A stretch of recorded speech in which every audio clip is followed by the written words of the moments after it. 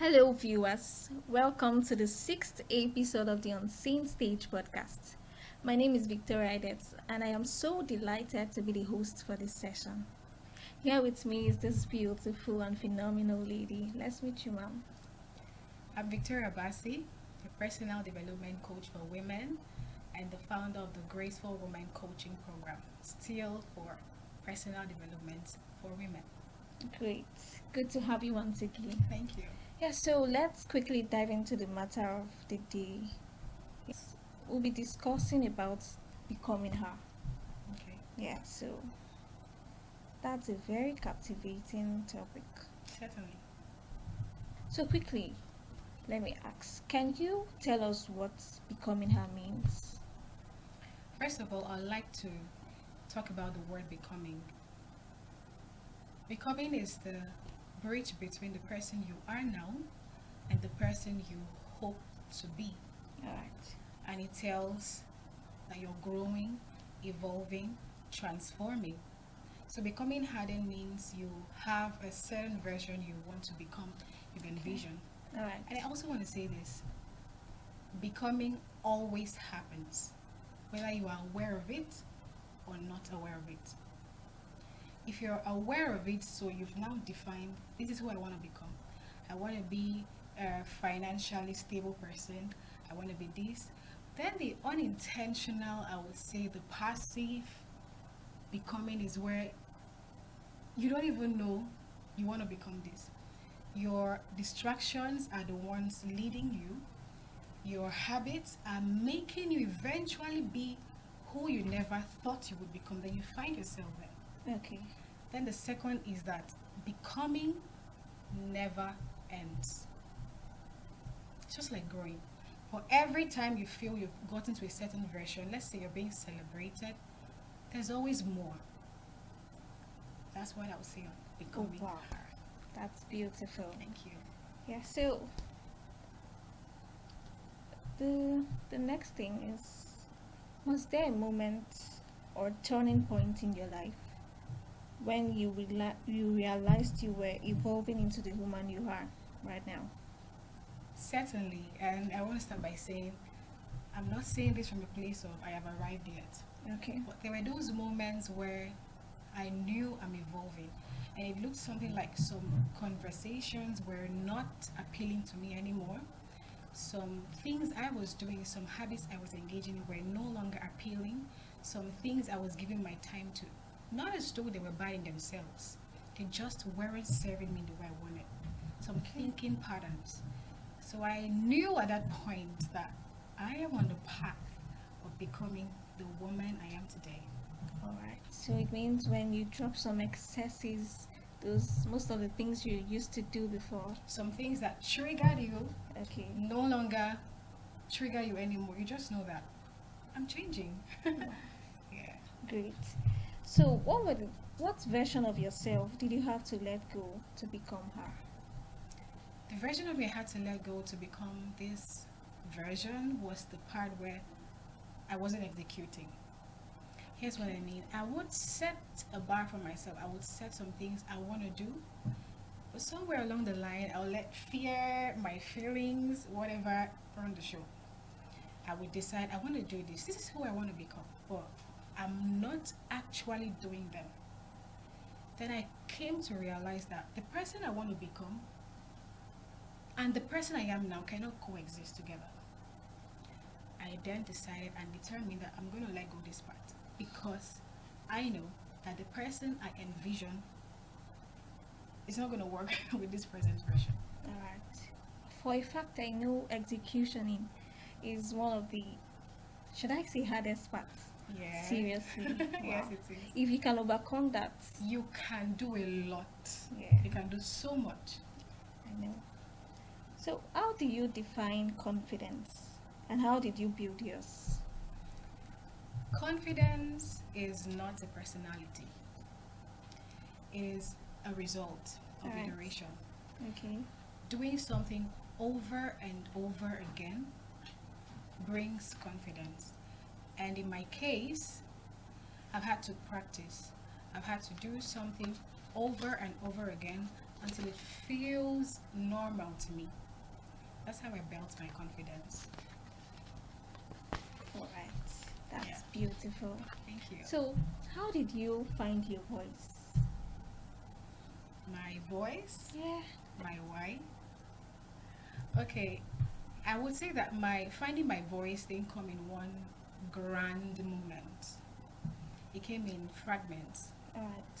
There were some conversations that stirred me. There were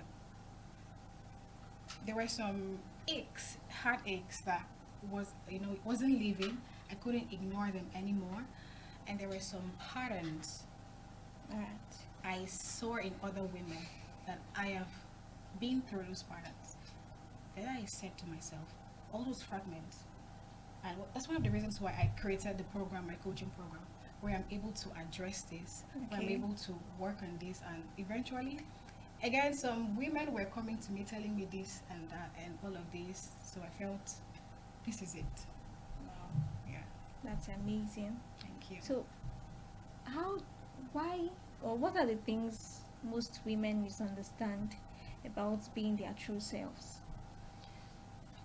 The first thing I want to say that women misunderstand about being their true self is that becoming your true self, right, Okay. is that it is instant, it is sudden. Instant. Yes. Okay. So you're telling yourself, I want to be this, then in a twinkle of an eyes, you're finding yourself.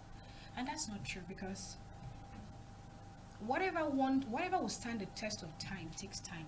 All right. And that's to tell you that it goes through a process. It takes time. It's not instant. And the second is that someone else's timeline, your story, your becoming should move with someone else's timeline. See, somebody became this, achieved this at age 20. That means at age 20, you should also become that. No. That's not true. It's everybody's story is different. That's what makes us unique. If we both are in the same industry, we're doing the same thing, my story makes me unique. All right. Your story makes you unique. And the third thing is that it is not possible. It is out of reach. It is for some certain people. Okay. Some people were born that way. That's how they are. I can't be that. It's not true. If you set your heart to become anything, Yeah. and you do what it requires to become that, you certainly will be. It's not out of reach. It's just a matter of giving yourself to it and allowing time happen. Wow. I've seen you've built yourself to a certain level that I admire a lot. Thank So, you. how do you handle fear, imposter syndrome, in this journey of yours? Fear is a feeling, it's not a fact. Right. Fear tells you it's a signal for something, but it's not the truth. So when I feel this way, I tend to pause and ask myself, why am I feeling this way? Okay. Then process those emotions and not let it run the show. Not let it, because sometimes fear will tell you, fear is there to remind you that you're in a new territory. Okay. It doesn't mean that you don't deserve to be there. So if you're gonna let fear take the show, you know what that means. It's gonna scatter everything you've already prepared and planned for.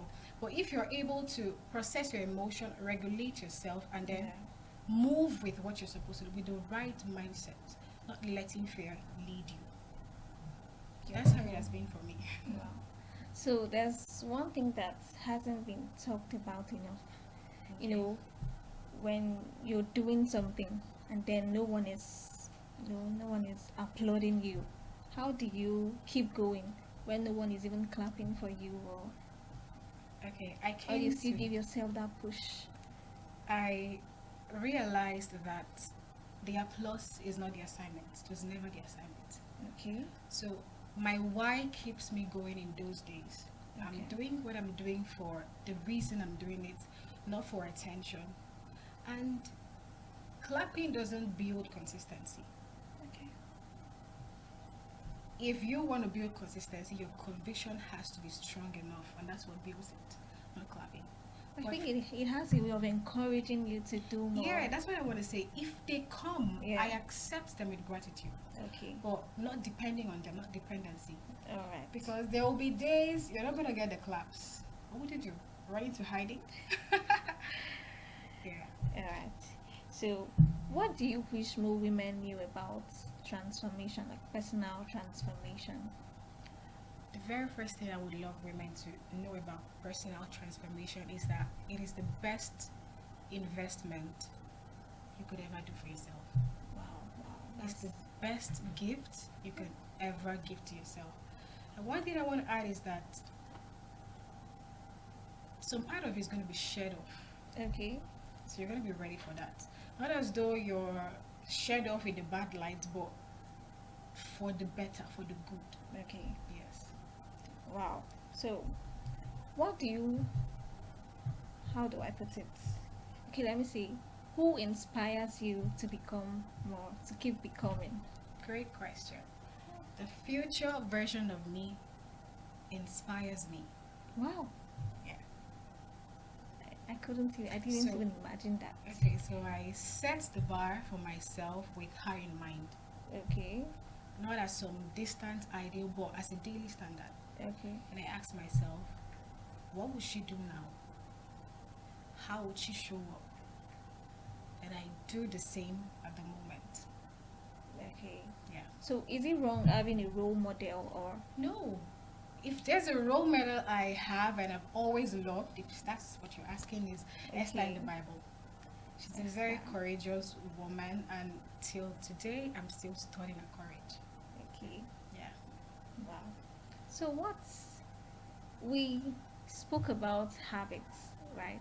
Yes. Yeah, we some did. time ago. So Yeah. what are those daily things that keeps you connected to becoming who you want to be or who you are? The first habit that keeps me connected to my higher self is pausing. When I pause, I'm able to ask myself better questions. Okay. Is this necessary? Does this reflect the woman I'm becoming? From that place, I'm able to lead myself. What I'm about to do now, does it reflect the woman I'm becoming? And then the second habit that keeps me connected to my higher self is learning. I love to learn every day in different ways. Maybe conversations, Okay. from observations with children, just anything, including reading. Wow. Yeah. So what final message would you give out to women, listening to you and striving to become? The message I would give to a woman who is still becoming is that becoming is not a fantasy. It is possible, but it won't happen without a cost. Growth will stretch you, but it's going to free you. Your journey will be different, and it's not going to like anyone else's journey, and that is fine. It shouldn't be. God designed your process with an intention, and only He can give you the wisdom to honor that process and the strength to move through it. So don't abandon your path because it seems unfamiliar. You're not behind, you're becoming. Wow, that's beautiful. So during the conversation, you mentioned the coaching. Yeah. Yeah, so please, can you shed more light on it? Okay, my coaching program is for women who are ready for personal transformation. Okay. And like the name says, the Graceful Woman Coaching Program is about being graceful, Okay. moving through life with ease. So we coach on different, whatever topic we're going to come up with, whatever. I mean, it covers a lot of curriculum. It's like you're getting some teachings. It's like, Okay. and then not just teachings, you're also getting me work with you on a daily basis to be able to get the results you want. Yeah. Wow. So you've shared many ideas on how to become her. So can you make practical, how do I put it? a very practical example about a young lady that just is trying to strive, like trying to become her, and most times there's financial, problems and the rest. So What advice I would give to such a lady? yes, The first thing I would tell the lady is, are you saying if she's trying to make a harmful decision or? no, like she's trying to become something in life. Okay. Yeah, maybe the background she's coming from and the rest is not really helping. The first thing I would tell her is, like I said, it just may be one of the process she needs to go through. Okay. So I won't come and tell you, run away from home. I might. What if I give you the money and you've not built capacity well enough to handle it? Like I said, a person's process is unique. The person might be going through that process. If I can help at the time, Okay. maybe finance wise, I would give you the money. But another thing I would love to say is, while you are going through that process, Yeah. also find out what your purpose in life is in life. Yeah, that's a very wonderful thing you said. How do people find purpose? Like, how? Great question. I think purpose is not far-fetched from us. Okay. We live in purpose daily. Wow. Yeah. A very typical example, when I was a child, I loved talking to the bush. Hmm. That was me talking to the bush, but Okay. that was me inspiring. So we think purpose is going to come, maybe a man of God tells you, this is what you want to become in life.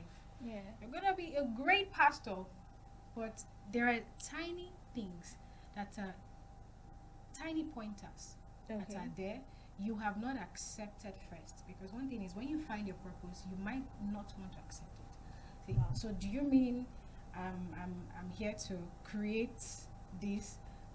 You're finding it hard to embrace that. So Okay. the first thing is, have a conversation with yourself. What are the things I do easily? And most importantly, what do I do to people that uplifts them? And they tend to tell me, wow, if not for you, if not for what you said, if not for how you showed up, Yeah. I would have done this, I would have done that. Okay. Most times, after you've done your own work, you also need to hear from people. Oh, you dance, you know how to dance really well, you can sing so well. That's how I feel when you sing. I feel uplifted. Okay. Then you get those fragments, those tiny parts, add them up together and embrace them first. That's the most important part. Yes. So Okay. if you've now found let's say you found your purpose, it won't be clear at first, but Okay. you're going to have some hints. You're going to now see what I'm going through, how does it apply? But we're not saying don't seek help from people, just stay there and be stuck. No. You need to seek help from people. You need to ask for help, but also know the purpose of what you're going through, how it applies to your life's general purpose in the long run. Okay, so I know a certain people that are very good at so many things. Okay. How would they choose one to to build on one? If you're doing a lot of things and you want to build on one, like I said, there's a part where people give you feedback. Okay. The part where you get lots of feedback, there will come a stage in life when you're exploring things. Because you're young, you Yes, have so so many much ideas. energy. You can sing, you can do this, you can solve mathematics very well. You're just wondering, am I supposed to be a mathematician? Am I supposed to be this, that? Yeah. Then another thing I would love you to check is, what do you do that you could spend a long time doing and you feel time is still there, you feel time is lost, but you're not feeling it, you're enjoying the process. Okay. Take that, just reduce it to those maybe 2-3 things amongst the plenty. Also hear feedback from people. At first, I want to say this, I used to do spoken word poetry, Okay. and I had a coach at the time. I was just me talking. I think the first time he met me was me talking to the mirror in the room. So he walked in and told me, Victoria, you're going to do this. He was trying to give me a stage. I didn't believe in it. One time he told me, he just looked me one day, you don't believe in what you're doing. And at that time, I was always going, places. I don't know how he knew, but it was true. I just thought this is me doing my thing. But every time I do it, people Yeah. always told me, wow, that was amazing. Someone even asked me, can you teach me how to do? For real, I wasn't even I wasn't even thinking to that direction. I wasn't seeing, I was just saying like something I love doing, Okay. but the feedback was there. That wasn't the Okay. only thing I loved doing. I sang as well. I was in the choir. Wow. I still am in the choir. But when you explore and you get feedback, you know, maybe I should just keep moving here. You keep getting clarity in the doing, Okay. not in just guessing or waiting for a man of God to tell you, this is it. Okay. So in one word, how to find purpose is looking like look within, right? Look within Oh, and wow. listen to what people say when you do that. Okay. So it's easy to talk about values in general, but what if you find someone like on the spot trying to take a very harmful decision, doing something? What would you say to that person at that time? Well, I've been in situations like that. Okay. My own situation may not be the same as that person. Okay. Maybe not as harmful as jumping into a lagoon, All right. trying to take sniper, or I would tell such person if I meet you at the spot, hold on. What if the answer to this problem is not you trying to be dramatic, it's in you becoming more? If you're in a fight with someone, the person beats you every time. Are you gonna just, give up there? You would tell yourself, I think I should get back to the training ground and become more powerful. Yes. You're either gonna become more excellent in what you're doing. You say to yourself, okay, this is the status quo. I'm gonna give myself time, but I need to be very excellent. I need to be so excellent that it makes way for me. From there, I'll be able to get what I want. I'll be able to live the life I want. So I won't tell you it's going to happen, so I'll tell you to hold on, don't give up, become more powerful, excellent, however it applies to that situation. Okay, there's this thing with human beings, like we discussed. He said, if you don't know why you want to do something, even if you try to convince them, Yeah. it's so.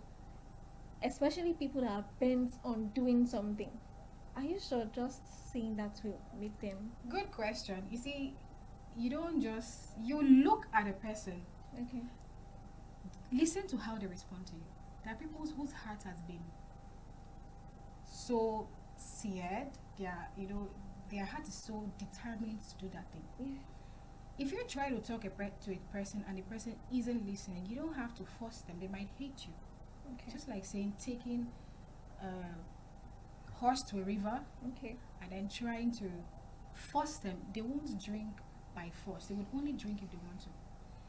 Check first if the person is receptive to listening to you. Then you can say that.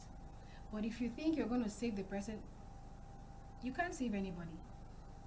Only God saves us. You can only help them. But what if they refuse to accept the help? Then I would say let them. But you can help from a distance, probably pray for them or something. You can also tell them your story. I was once this person. And then Yeah. they will feel connected and pause a little bit, because you're not going to come with all your motivations. Don't jump in. This, that. One more time. Give yourself one more chance in life. It doesn't resonate. Yeah. I I do once... know about the story part. Yes. I once was in a situation like this. I was once in the prison, and then it touches them. You were once in the prison. Then from that point, simply get their attention. Yeah. Touch their pain point.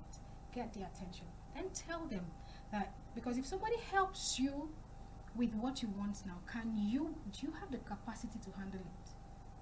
It's not about being very dramatic. Do you have the capacity to handle it? And that's where you tell them what is the truth. Become more able to hold it and give yourself time. Wow. That was such an amazing time with my guest here. Thank you so much for pouring out from your depth of knowledge to us. You're welcome. Let's do this some other time. Okay, thank you. Thank you so much.